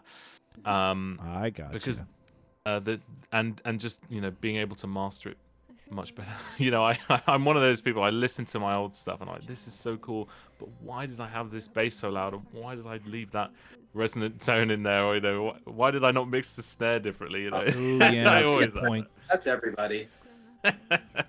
Can't be perfect. Yeah. Great answer, man. Arctic Contact, long question. Curious about Desert Sand Feels Warm at Night's thoughts on the state of slush. It's had a relatively steady fan base compared to some other vaporwave subgenres, which had huge popularity explosions and calmed down after a while, like future funk, dream punk, utopian virtual, etc. Do you think there is a reason slush is able to maintain a steady popularity without having a burst bubble effect? That's a great question. Yes, it is. Shout out Arctic Contact. Glad to have you here, buddy. Fantastic question. And I would say, in my personal opinion, I think the main reason why is because the slushwave scene has drifted from vaporwave. It is now, in my opinion, it's now become an ambient adjacent genre. And thoroughly of course, agree. That sort of longevity of having it labeled as more ambient is just a, you know, it's more of like a solidifying thing, I guess. And I think that the slushwave community has bubbled away from the main scene, and because it's such a solid community of, you know, a lot of people who know each other, I think that's why it's lasted so long. Because rather than it being a craze and then dying out, it's sort of like the same people who are just really enthusiastic about this thing. So you know, a lot of typical vapor fans might not dig slushwave that much, but the people who like slushwave really like it and really are passionate about it, and that's probably why it survived the test of time. Well, I mean, it almost didn't. As I was saying, in 2018, it had gone to a low, and there wasn't really a scene. So it's been a real pleasure to be, you know, at the forefront of trying to grow this scene and being able to put on events like the yearly Slushwave events, and the fact that we had it IRL last year and we're gonna have it again this year. Where did you have it again? In Belgium. That's right. Belgium. That's right. Zero. That's right. Town. Zero was there. Yes. I was like, that sounds awfully familiar. Was Zero Ray by chance there? Core trick. That was Zero. Yeah. I love that. We are drowning in questions. I want to try and go this year. I'm gonna see if I can. Oh, dude, you goodness, should. please. You know, I'd never be able to afford that shit. If you went, it would be so fucking cool. I really would love to go. I was thinking about coming this year. Yeah, for sure. We are going to have to cut some of the questions for time. So I'm so sorry. I like to ask every question, but if you've got kind of a sillier one, you might want to just hit Desert Sand up on Blue Sky or something. Do these really big ones. We love our silly questions, but Subliminal Lovin'. Yeah, Subliminal 11 wants to know what your favorite trance record is. Oh, oh my goodness me! This is tapping into. I haven't listened to trance in ages. I love Tiesto's Suburban Train. That's a classic that I like. Oh, I'm gonna forget something. Yeah, I'll I'll think about it. Oh god, I haven't thought about trance in ages. There was a song by Orjan Nilsson called Amsterdam. That's very good Okay. as well. It's gonna be one of those things where you're gonna sit bolt upright in the middle of the night and go, I forgot about that one. Yeah, And then you're gonna, literally. I would say tweet, but you'll probably post it on Blue Sky or a different social media platform, I'd imagine. Oh, Grease 2000. There we go. You see, That's there another you one of my go. favorites. Yeah. I can't remember who that's by though. That's really embarrassing. Oh Okay, no, Grease 2000 is the artist. 3 drives on a vinyl. There we go. Okay. Sorry. All right. One silly question allowed. KJ Valium wants to know about your beard care routine. Oh, this is gonna be terrible. I don't really have one. It's short enough. I don't think I need to. I just wash it, shampoo it, comb it, and that's it. Oh, there you go. That's better than a lot of guys. It's a great place to start. I use beard oil on occasion, but not religiously. Yeah, yeah. Sugar Stick says, if there's a video game or movie that you would make tracks for, which one would it be? Well, one of my favorite films ever is Heat. Can you imagine Slush Wave to that? I have Good not movie. seen Heat. I guess I'm going to need to. Oh, Heat is... I It's hope from the there's 90s, some Heat right? fans in the chat. Yeah, Oh, 1995. wait, the Michael Mann? Yeah, I knew it was in the Michael middle of the Mann 90s. film. Yeah, with Al Pacino and Yeah. That's exactly it. Val that's Kilmer. great movie. It Really is great. so gorgeous. A lot of the soundtrack was done by Moby and actually Oh, that's Brian Eno as cool. well. Brian Eno did some tracks. He's a great The movie. famous bank That's heist fun. scene in Heat. The theme was Brian Eno, so yeah, some cool fucking artists on it already. But can you Very imagine cool. Slush Yeah, Wave to that? I'd like to see Slush Wave for like Manhunter, the film Manhunter. Also, I think that also might be Michael Mann. No, that's the other guy. Yeah, no, that's the 1986 Michael Mann, isn't it? With what's his face? Can't remember his name. Which guy? Which one are you thinking of? The FBI agent. Yeah, I know exactly what you're talking about. Yeah. Yeah. Shit, I can't remember. I just remember Tom Noonan playing the Tooth Fairy, and has that one scene in the thing. In Subway. Heat? No, I'm talking about Manhunter. I thought that Slush Wave would be Oh. good. Sound. I was Yeah. like, It's like the what? original That adaptation. sounds like a wild movie. I need to see it ASAP. That sounds like right Kino. Yeah, All Manhunter's a right. good movie. DJ Nice. Project, what inspires you to stay where you are musically? To stay where I am. What you mean, like with it? Stay make doing Slush Wave. That's a great question. That was exactly as the question read. If that is what is meant by the question, I would just say first and foremost the community. It's one of the most wholesome and engaging communities I've ever been in. That it in is. my life, and people are incredibly supportive, and I love the responses, and I love the encouragement for people to listen to newer artists as well. I think it's a fantastic thing, and I love that. I just really enjoy doing it. I'd make a lot of other stuff on the side, but I always come back to Slush Wave, and the fact that I'm have the privilege to be able to release an album, and those people will listen to it and connect to it in their own way is just the most amazing feeling in the world. I love it. What a great answer. Let me copy this question really quick while you take a drink. Luxury Elite, you have quite a few different side projects out there. Do you have one side project in particular that you'd like to call your favorite? If we're being biased, I would have to choose another Slush Wave one, which is Mount Paradise, which Mount some Paradise. people will be screaming in the chat now. But it's that's a Haworth collective A-list of mine. Was it a there's some big secret? plans for that this year as well. Is that what? Sorry. Was it a secret that was your side project? It's not a total secret. I think people within the Slush Wave Social Club server know about my projects on there. Oh yeah, they were very excited about this episode. Yeah, Yeah, retweeting, if we're reposting, all talking- over. If we're talking non-slush, oh, that's such a good question. I love doing the vapor trap stuff. So my vapor trap spherical cube. I did an album recently called V Emulator with my friend Tom in his vapor trap alias, and that was so much freaking fun. We combined vapor trap and trap and MIDI jams and ambient. That's very and cool. Vaporwave. What's the name of that alias again? Spherical Cube. It's all on the Hallworth Collective. You can find it there. Damn. I need to get educated. As luck would have it, the question that was asked by Timari87 was also asked by Zartet quite a bit earlier, and it's the question that you've been waiting for. What inspired the name Desert Sand Feels Warm at Night? I'm going to hear about this later. Yeah. Like, it's such a boring answer because it was one of those things during the experimental days of Hallworth Collective, and it just sort of came out in an album, and that's kind of it. There's no real inspiration. I just thought that okay, I guess the reason I wanted it to be long was because I wanted something to stand out in the scene, and I didn't want to have Japanese in the name. I wanted to keep that open if in case I did other stuff, which I have done now. So smart. Yeah. Everybody there's no, eventually story drops the behind kanji. Yeah. And the Unicode. Everyone eventually drops it because no one can search it. Season when the kanji goes. Yeah. Enjoy being like a witch house project and no one can find your shit. Yeah, you can't drop the triangle. That's true. Yeah.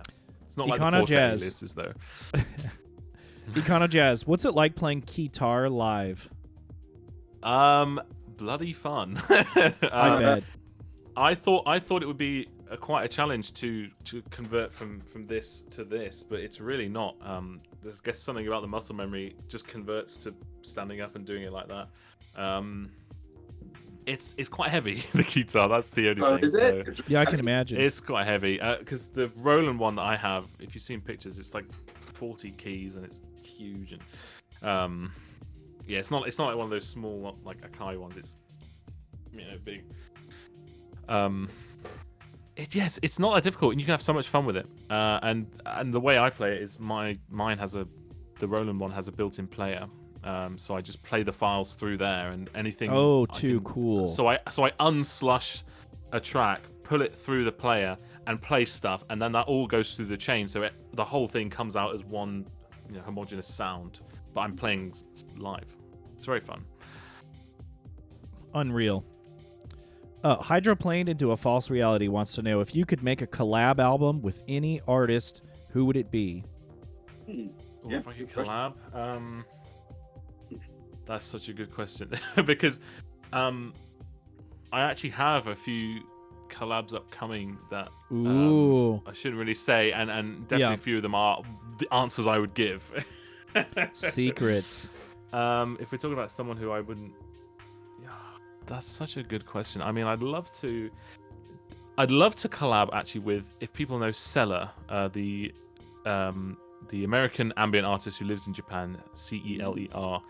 Will Long, I think his name is. He goes by Celer, and his ambient stuff is legendary. Like if you know it. If you collaborated with an ambient artist, it would be so fucking cool. I know it would be. Exactly. And Celer is like just verbatim, like ambient.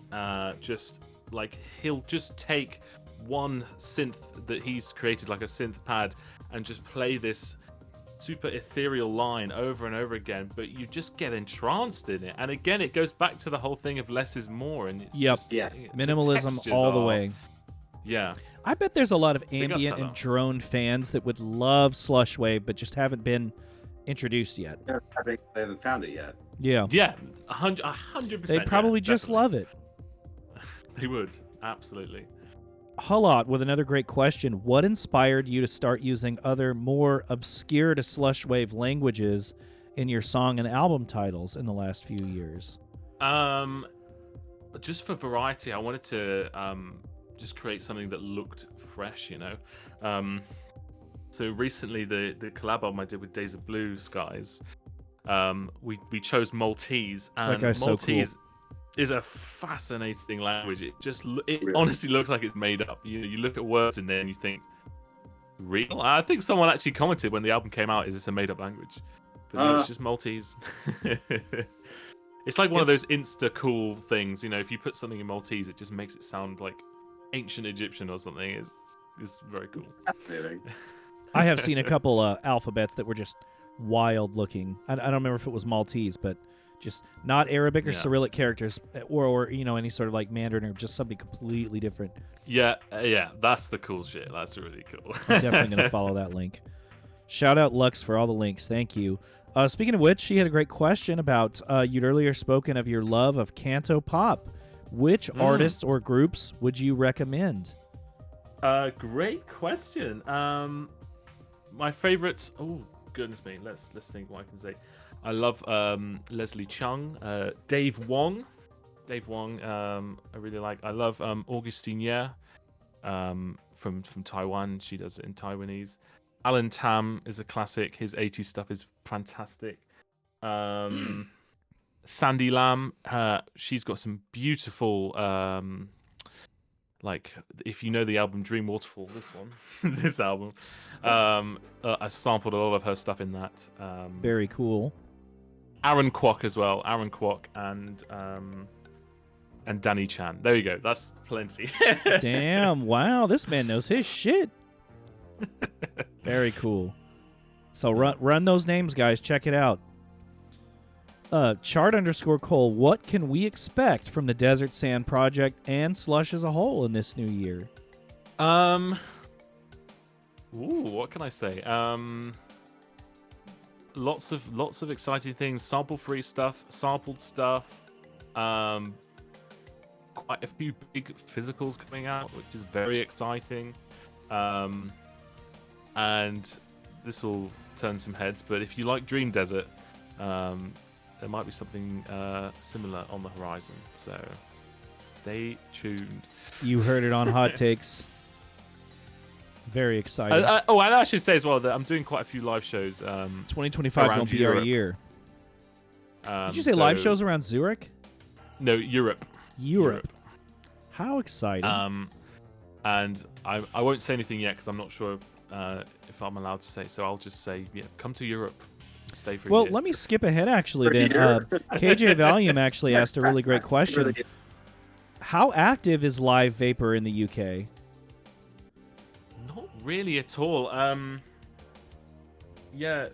So I did a show in September 2023 with Donor Lens, Vanitas, Zero. Very cool people. Missing anybody? Guys from My Pet Flamingo. And me and My Pet Flamingo, we keep saying, well, we should do more, so no, not really. It's not really big. There's not even like little cool shows that you go to. It just doesn't really exist. But I think we will hopefully try and change that. It's just hard to. It's just hard with venues and like what they expect from us, and then the money is obviously the big part that they have to make money, and you know it's tough. It's always about how many drinks that can be sold, which I don't blame them. Yes. That's the job. That's the business that they're in. They have to run a business, so you can't blame them. Yeah. Great question, KJ. Running it back to some earlier questions. Lost Colossus. Have you really felt desert sand at night in real life? I have felt desert sand at night. Yes. Good. Yes, I went to Dubai 3 years ago. Ooh. And I was in the desert at like 3 a.m. because we went on this midnight safari. Wow, midnight safari. That's a pretty badass project name. Midnight Safari is a cool band name. And I put my hand in the sand and it was warm. So it was night. Oh wow! He was like, "Oh wow, that desert sand is cold." Can we have a hot take moment of the desert sand? Sand does is about actually to make a feel liar out of me. Yeah. Thank God. Everybody. Midnight Safari. All right, Hot Late take, Arcane it's question. never cold at night. How Late Arcane wants to know, how did you translate your work to the live performances? What was your approach to that? Great question. That's a very interesting question. It's a very important thing. Because that's always difficult and different for everybody who does it. So what did you decide? Melodies? What was the portion of the song you decided you'd be in charge of? I was asking myself the same question a few years ago. Like, what the hell am I going to do? How am I going to do this? Everybody asks a question. Everyone asks a question. Yeah, I was just like, well, how the hell can I do? And I'm not sure if you know this, but my first ever live show, like in my life with this kind of music, was Econ 3.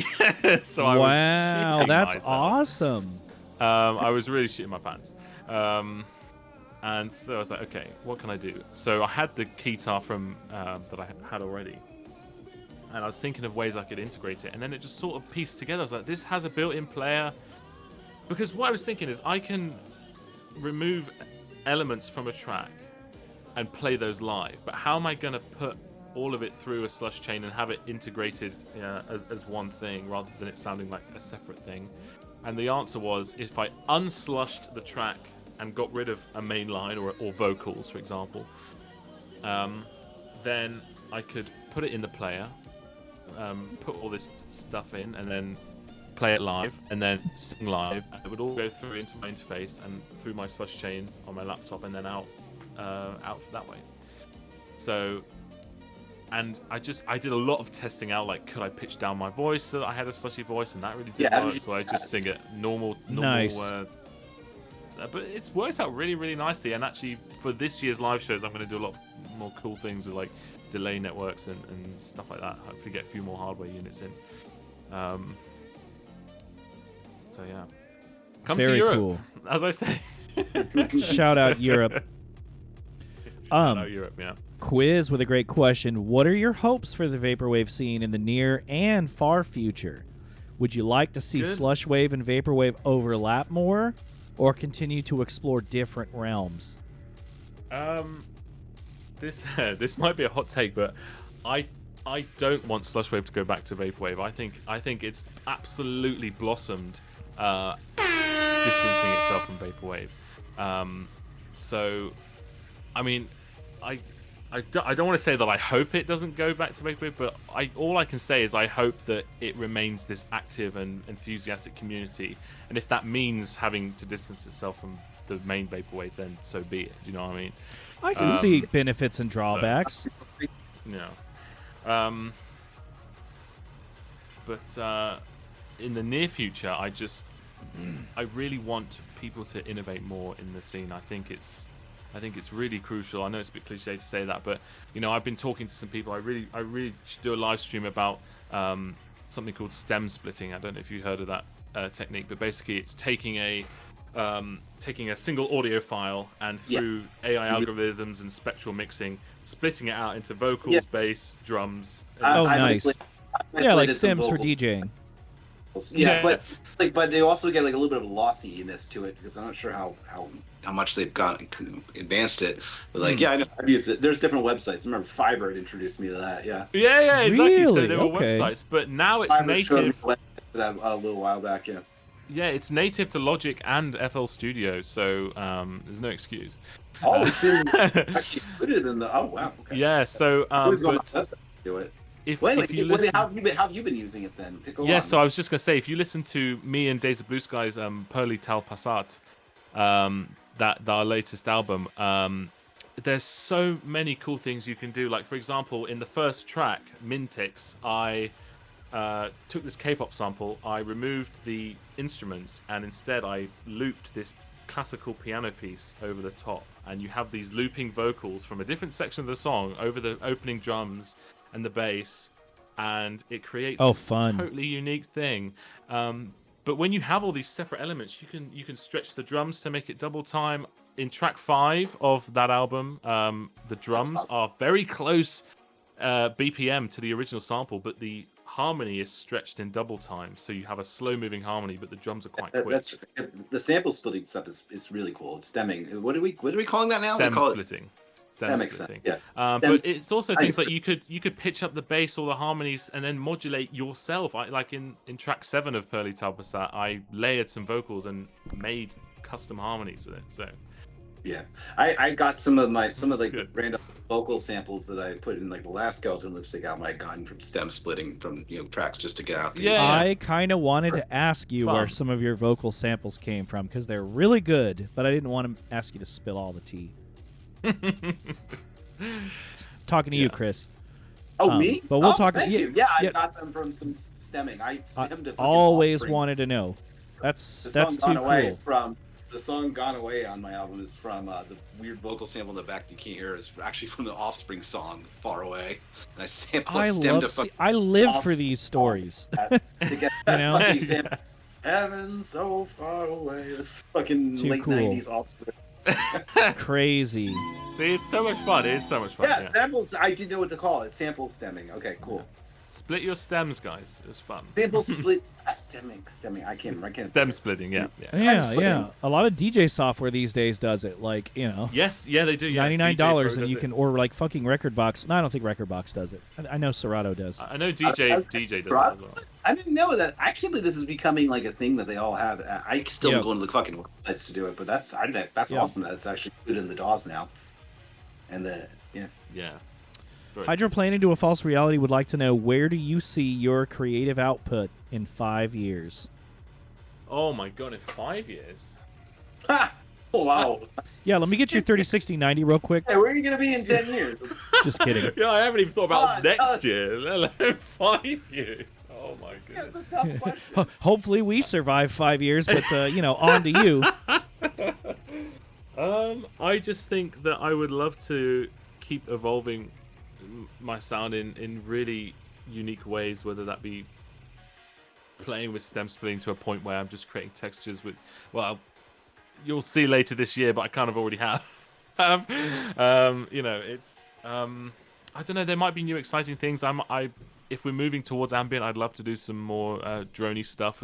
I love Yes. textures in music. I think that if there is going to be a change between now and 5 years, it'll probably be the way I handle textures more than anything.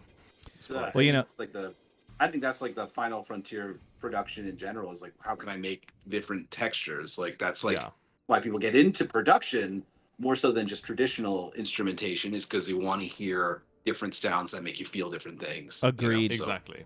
main reason people become producers is because they want to play with textures. That is the biggest thing that I think that brought me to electronic music, because the last guitar-based genre of music that I really fucked with was shoegaze, which is all about the texture and the post. It's like a gateway, Now, this is why I was talking to you, young Shiro, offhand when I had mentioned the difference about dub music, and I'm like, Dub no, music. like not necessarily reggae. It's all about it is, but it isn't. It's really more about the production, the way they use the space echo and overdub different sounds and becomes haunting. Like dub led to a lot of other genres, obviously, but yeah, that's why I'm like, no, it's about the textures in dub music is different than like straight up reggae. That's why I really love dub music. Want to get big. I need to get some recommendations from you, Stat. Anyway. No, I think that's so awesome. Luxury Elite, that's a great question. From one Econ 3 club stager to another, were you also slightly annoyed that you were playing in a bright room as I was? In a second parter, Yes, were you also dying in a club stage room? Yeah, I remember. I was there for that. I remember seeing your performance for that. Yep, you're right there. It's very bright. Firstly, the most annoying thing is that me and Lux never crossed paths at Econ 3, and I was like, how did that not happen?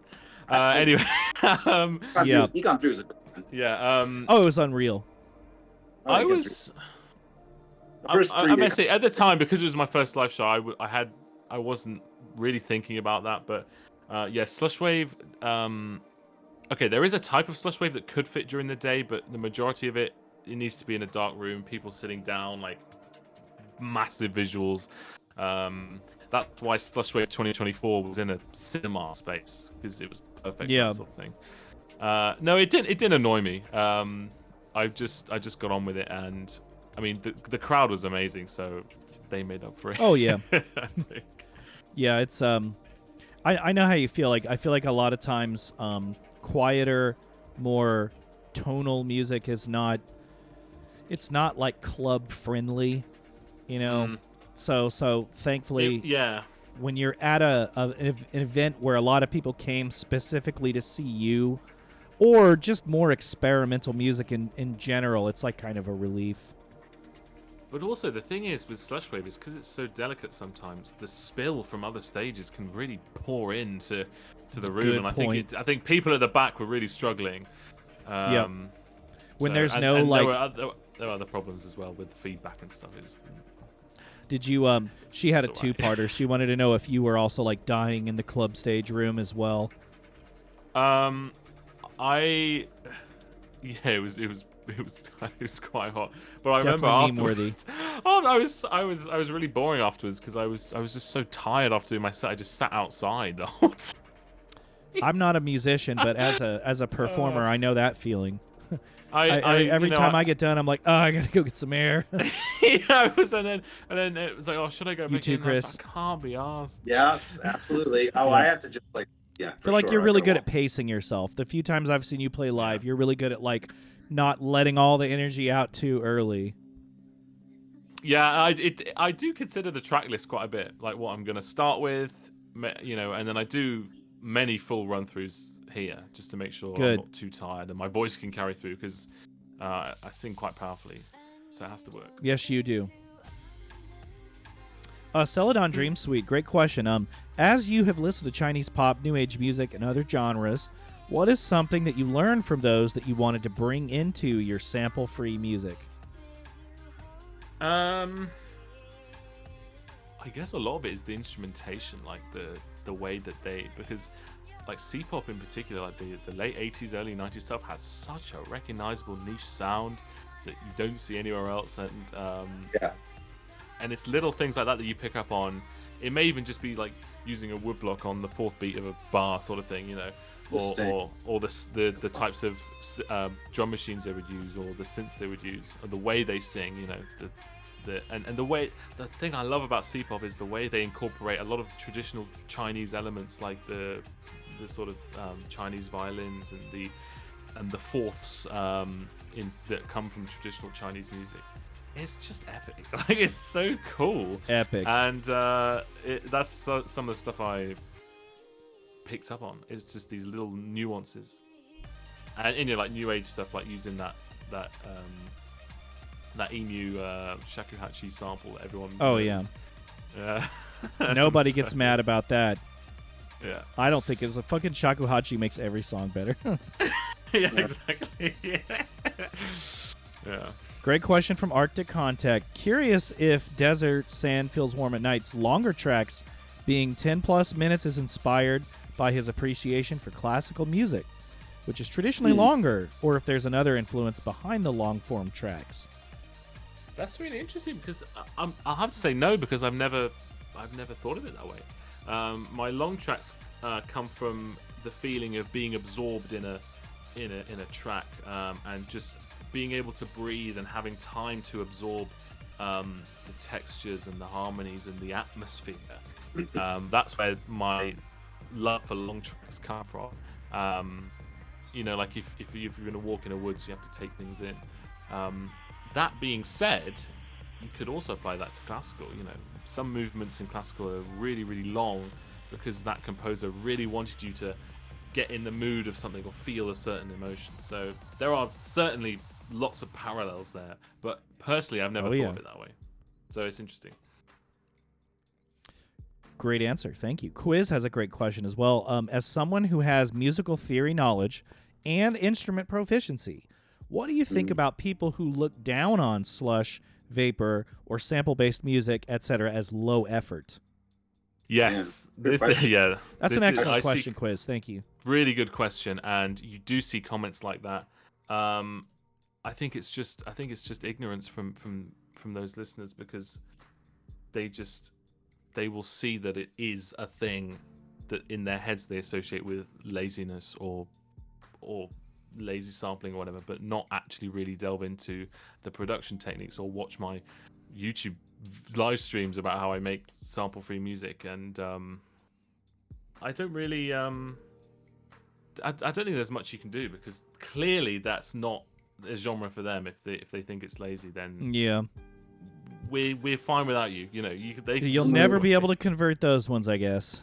No, I genuinely, because you could say that you could say so much stuff, but they would just be of this ignorant mindset of, well, you're still taking this and it's still lazy. And, you know, you could try and explain it, but I love that copy pasta about I thought using loops was cheating. I'm not sure if you've read it. It's Oh, it's just the classical. Oh, so I just made my own. I used my own instruments. Oh, but that was cheating. So I made my own instruments. That was cheating. Oh, So okay. I raised a goat so I could make the strings for my instrument. You know Oh, what I that's mean? Like, really there's always going to be raw vegans and people that don't believe in using the sync button. I use the sync Great button. question. You use the sync button that much? I love the sync button. Love it. Sync But I button mean, on fucks me. CDJs, you have master sync and then beat sync. So, like, it's a little more complex than that, but, you know. But, yeah.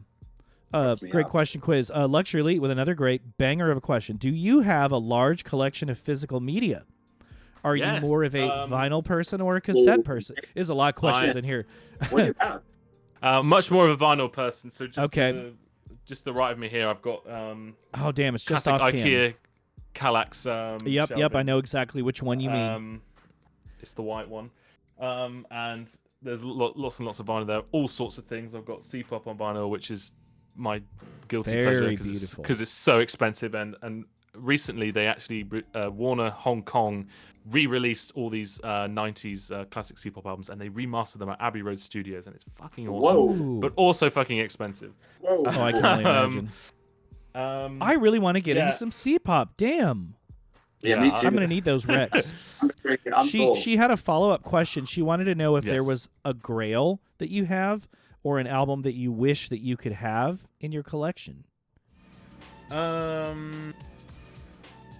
Oh man, I haven't thought about that in ages because I haven't been Discogs shopping in a while. I mean, I guess the grail I have is, if people know the Blue Nile Hats album, which is just incredible late 80s ambient new wave pop. It's just beautiful, and I love that album so much. I really wanted to get a copy of the original pressing, which was like, it wasn't crazy expensive, but it was, you know, it was a hell of a lot considering it was sold for very cheap back in the day. I'm sure Lux will find a link for it. I guess a lot of the grails are probably the Taiwanese C-pop albums that I have that I had to buy from this Taiwanese eBay through like a middleman who would buy it in Taiwan and then get it and then ship it off. And That's obviously, awesome. So there was, I mean, this was an infamous thing that when I did, when I made Dream Desert, the second track was a sample that was just not online anywhere. I can't even remember how I found it, but I got the vinyl for it. And like no one had ever heard of this.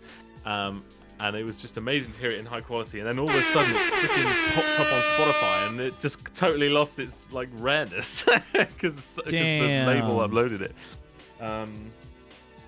But I guess the most expensive one I have is my own. I think it's the Sanfield New World Disciples, which I think it's worth about $300 or something like that. So it's a lot.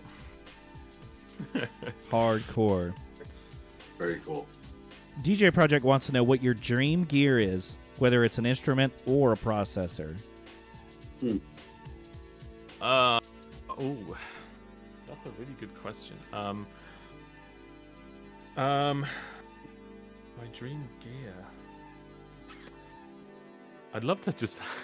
This is more like an instrument, but one day I'd just love to learn soprano sax and just have like a really high quality one, because I love using the like soprano VST on here, but I keep asking my friend to record sax for me, but he doesn't have a soprano, so it has to be an alto sax.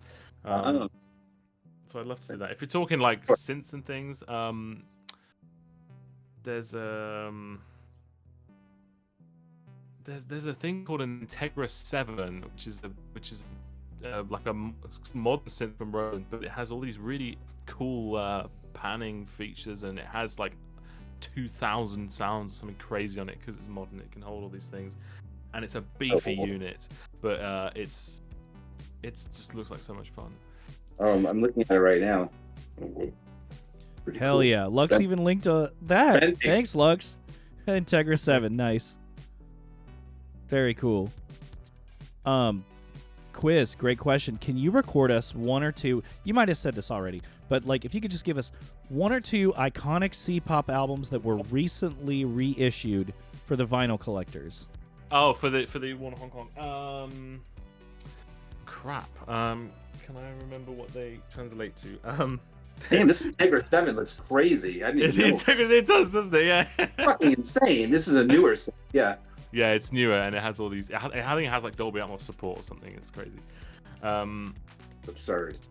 Yeah, so there's an Andy Lau album from 1991, and I can't remember what the title translates to, but if you look up Andy Lau, Andy ALU on Spotify, and you look at his 1991 album, there'll be like a sort of reddish purpley one of him looking very, very moodily in the distance. That album, and Okay, Andy Lau, Moody, Lau. Purple Red. 1991, Moody Purple Red. What's the other one? I'll have to pull it out. There's a Jackie Cheung album from 1988 where he's like walking through a city in a yellowy coat. So that's Jackie Cheung. Very cool. That one got repressed as well. They are freaking expensive, those represses though. I bet. So be careful. They're like, with shipping, they come to like $70 each. So Jesus. yeah, Worth it? yes, if you got the quiz. because they sound impeccable. Like it's just, and if you compare them with like the original 80s pressings, yeah, it's I believe as well that it might be totally analog.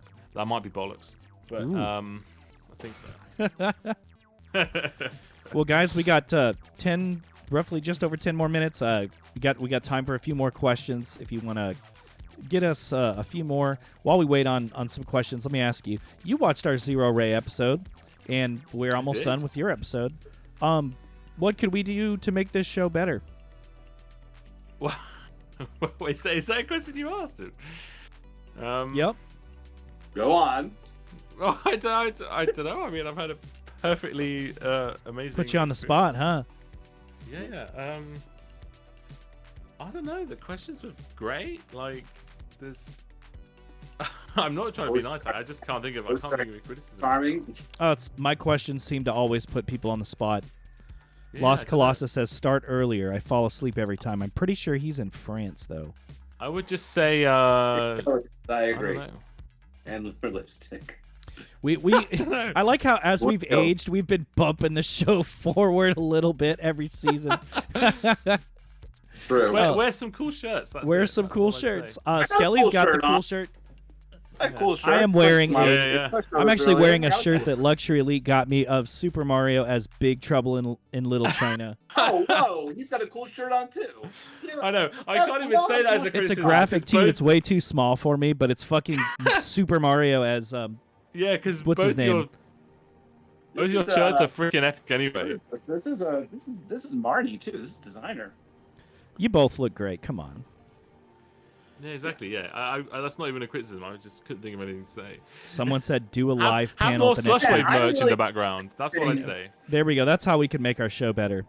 Sell it on This Dream Integra Suite. 7 This Integra 7 looks crazy. This is really good. Oh no, I'm gonna on my phone right now. I'm really. gonna cause like an increase in sales for Roland right now. Should I get I know, affiliate right? link. It's so expensive though. It's so. It is so expensive. It's like fucking $2,000. Shoo! No wonder it's so a quarter of the price of a pair of CDJs, or like Nexus 3000s for your home. Yeah.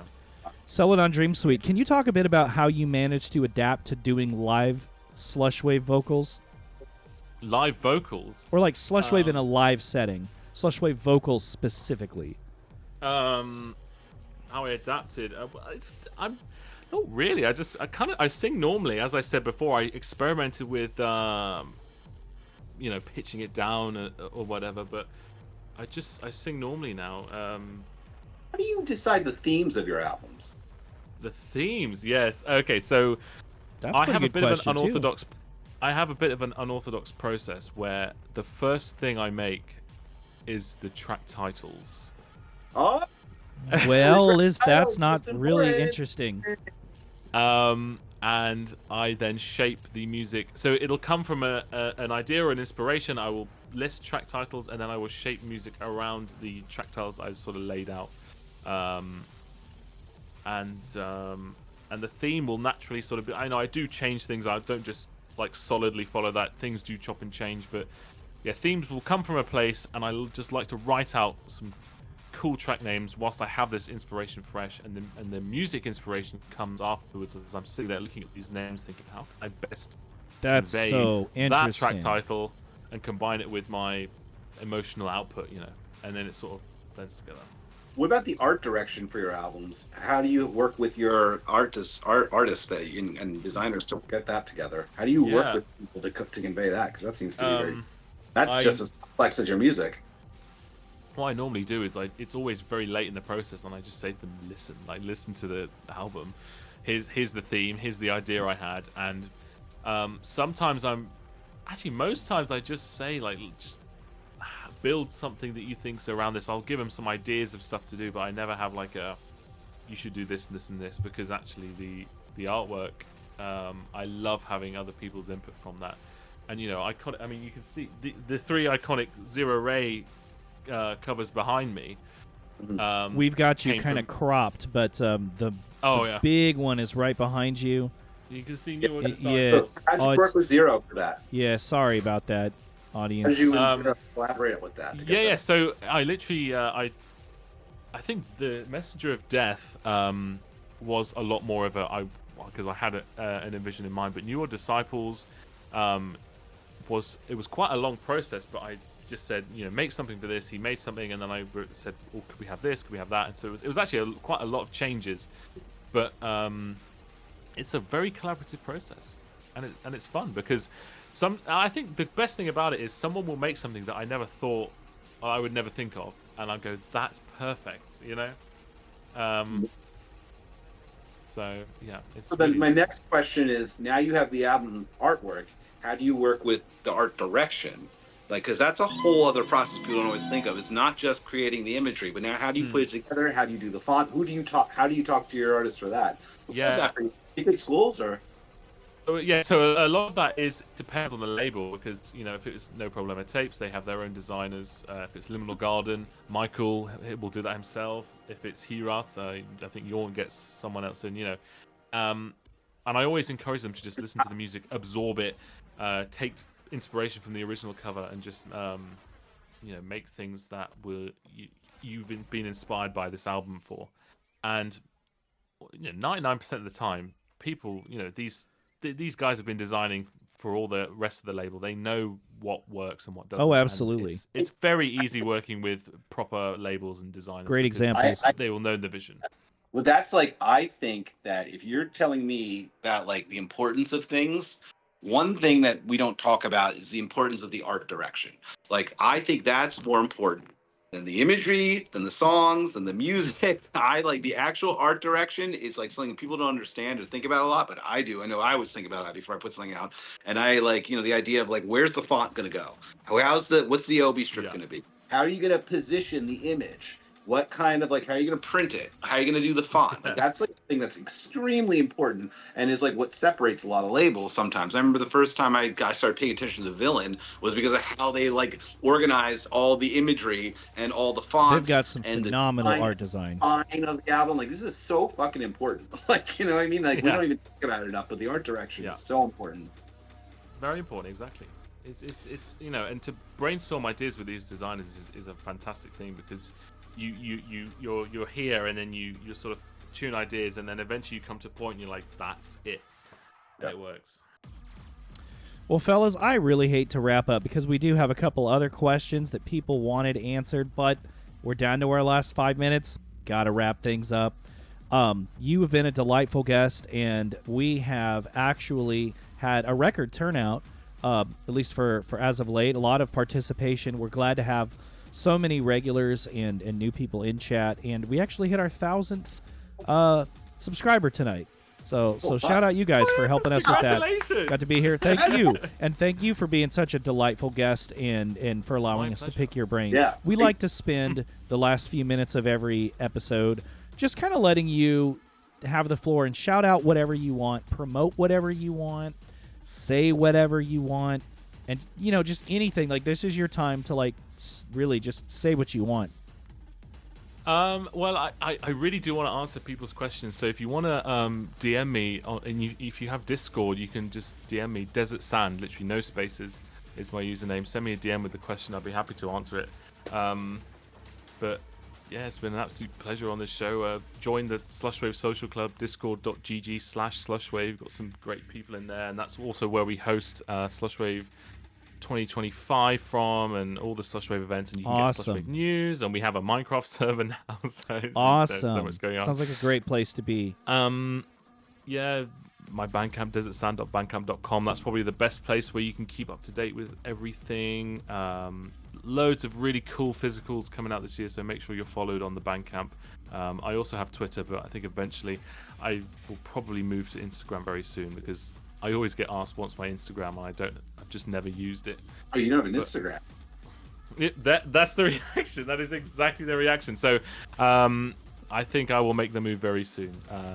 But there's still the best place is Bandcamp. So if you follow me there for all that sort of thing. And check out the Hallworth Collective as well. It's been brought up many times. hallworthcollective.bandcamp.com. I don't know if it's been linked already. I'm sure it has. But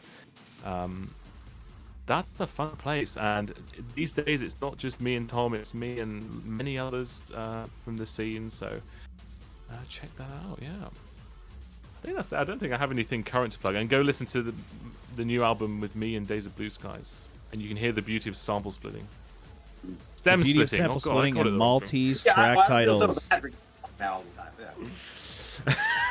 Yeah, go to hallworthcollective.bandcamp.com. Some good shit appears to be there. Well, I will just say thank you, Desert Sand, for being here. We appreciate that you acquiesced to join us tonight, and your fans do too, as do our fans. At the end of the episode, we're going to ask everybody to join us at a Utopia District YouTube premiere for their new compilation, their anti-fascist, Hands United, Echoes of Equality, Vaporwave Community Compilation for Human Rights, here in about 2 minutes. So I'll just say... before we head over there, if you hadn't seen the ad for Nostalgia Lounge's upcoming Vaporade, what a faux pas. Nostalgia Lounge's Sanctuary Live show. Just leave it to me to mix all the names. There we go. Sanctuary Live is taking place March 29th at 3 p.m. at Cafe Bourbon Street in Columbus, Ohio. I'll be performing alongside Fiji, Luxury Noise, and Crystal Eternal, of course, the show organizer, and a handful of other awesome people. KJ Valium's going to be there. I think Imco Pav is performing. If not, he'll be at least in attendance. Hope to see you guys there March 29th at Cafe Bourbon Street, 3 p.m. in Columbus, Ohio. The next day, we'll have the URL show with a really stacked lineup. Luxury Elite, Frank Javsi, Dan Mason, and so many more, including a lot of people in the chat, actually. Hydroplane Into a False Reality is on that lineup, I believe. Anyways, a bunch of people whose names I might have forgotten. Please don't be offended. But Nyoka Shojay's on there too. Awesome. So hey, be there. Other than that, Lost Traveler has a upcoming URL show that hasn't been announced yet. So hopefully I'm not in any deep shit, but it's going to be good. I've been putting together a 30-minute 80s R&B and smooth jazz. I'm hearing howling from the other room. I'm going to be in so much trouble if it hasn't been announced. Oh, okay. So yeah, I'm going to be the one. Now. I really hope that he plays my set last, or I'm going to get that shit taken down, because I've got some New Edition. I got some Mark Morrison. Ooh. I got some Juicy. I got some Chucky Booker. Some really good stuff that we're going to be playing. But who's Lost Traveler? I don't know about No Livestream Event. Whoops, never heard of it. But anyways, that'll be fun. Other cool stuff coming up that I can't talk about. I'm not going to get myself in any trouble. But Skeleton Lipstick, what do you have coming up? Eclipse, the 2-room party is going to be January 31st at Underground Arts in Philadelphia. We have one room where they'll be playing 90s and 80s goth music, and the other room will have dark synth and witch house and wave and all that stuff. Of course, be in that room, but come to that 9 p.m. to 2 a.m. dance party, big goth dance party. Aside from that, go listen to Death Romantic. The cassettes are long since sold out. Listen to it. A bunch of I do have a bunch of artist copies, and which also I will say that I have a live band for Skeleton Lipstick now. I'm a new member, so if you want to book me for your live show, go ahead and reach out because it's very cool when we play it live. I can't wait. Okay. You should play a show in our neck of the woods. Just saying, you should go on a little tour. Book me. Send me a message. Hey, let me open for you, what? Oh, can I just say one last thing? I've just Yes, of course. I realized I should probably shout it out. For those who haven't seen, me and a couple of friends over at Ember DSP have developed, or will be releasing this month, a Slushwave plugin VST audio unit. So check that out at transcendence.ember. Oh, I can't remember the link. Hang on. if you have the Twitch pulled up, drop it in the chat. Yeah, transcendence.emberdsp.com. Transcendence.ember. Yes. DSP, all right. All one word, .com. Yeah, that's releasing January 31st. It's going to be very, very fairly priced. We're going to have a 30% discount for the first month. So if you want to start making Slushwave, this is perfect. It's going to be a really fun plugin. So. What a man of the community. Desert Sand feels warm at night, everybody. Thank you guys for being here. Thank you for joining us early. For those of us in America, thank you for staying up late. To our European friends, we appreciate you accommodating us and being here. Same time, same place. In 2 weeks, February 3rd at 8 p.m. actually. So not same time. We're going to be doing our regular 8 p.m. time. We're going to have a juggernaut and forefather of the outrun synthwave scene of Miami Nights 1984 on Hot Takes. Who, wouldn't you know, is actually a pretty big Vaporwave fan. He's actually a pretty big fan of yours, Des, if you didn't know. So Miami Nights 1984, if you're not familiar with who he is, you got to check him out. Vaporwave and Synthwave are kind of cousins. And then last thing, you got to go check out the Utopia District Vapor, what did he call it? Vapor Hands. Hands United. Goddamn. What a memeable. I promise I don't do these things on purpose, you guys. Anyways, yeah, follow the link. Go check it out. Vapor Hands. Yeah. Have a good night, everybody. That's a hot take.